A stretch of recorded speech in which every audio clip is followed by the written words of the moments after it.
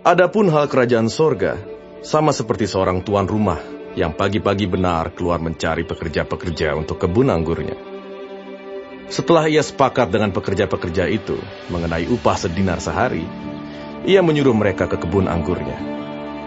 Kira-kira pukul 9 pagi ia keluar pula, dan dilihatnya ada lagi orang-orang lain menganggur di pasar.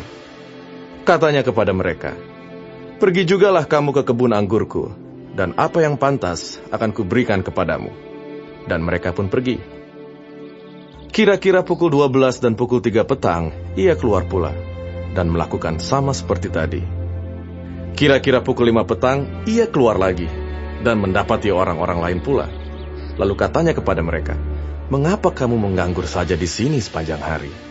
Kata mereka kepadanya, "Karena tidak ada orang mengupah kami." Katanya kepada mereka, "Pergi jugalah kamu ke kebun anggurku." Ketika hari malam, tuan itu berkata kepada mandornya, "Panggillah pekerja-pekerja itu dan bayarkan upah mereka, mulai dengan mereka yang masuk terakhir hingga mereka yang masuk terdahulu."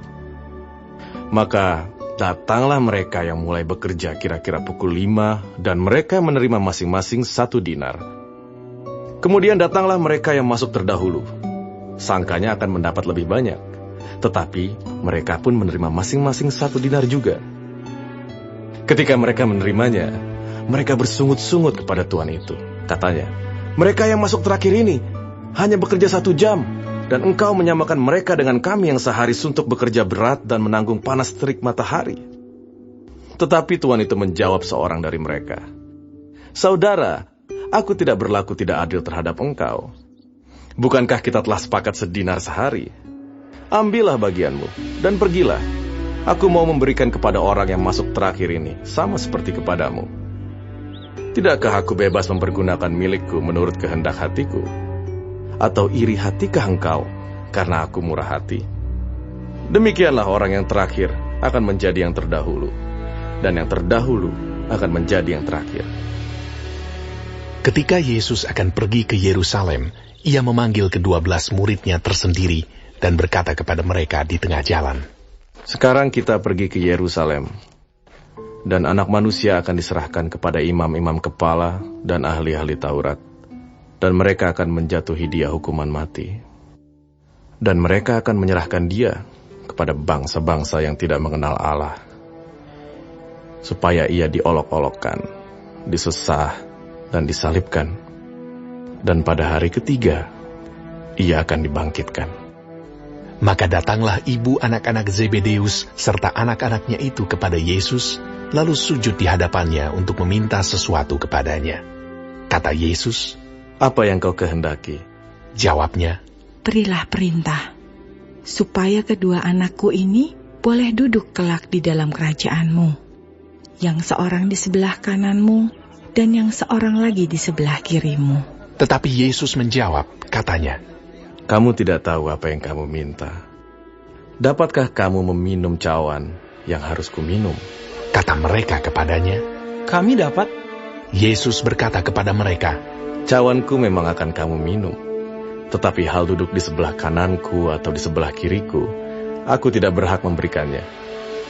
Itu akan diberikan kepada orang-orang bagi siapa Bapakku telah menyediakannya." Mendengar itu, marahlah ke-10 murid yang lain kepada kedua saudara itu.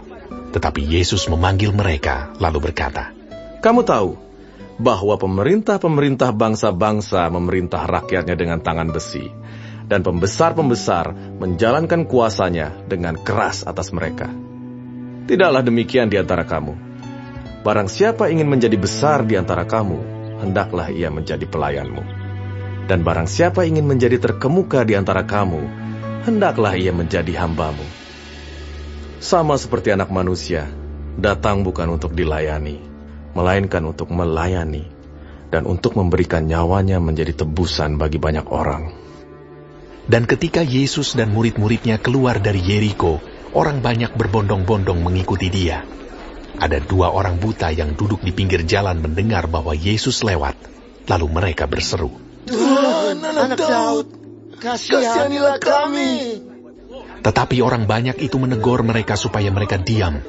Namun mereka makin keras berseru, katanya, "Tuhan, Anak Daud, kasihanilah kami. Lalu Yesus berhenti dan memanggil mereka. Ia berkata, Apa yang kamu kehendaki supaya aku perbuat bagimu? jawab mereka. Tuhan, supaya mata kami dapat melihat.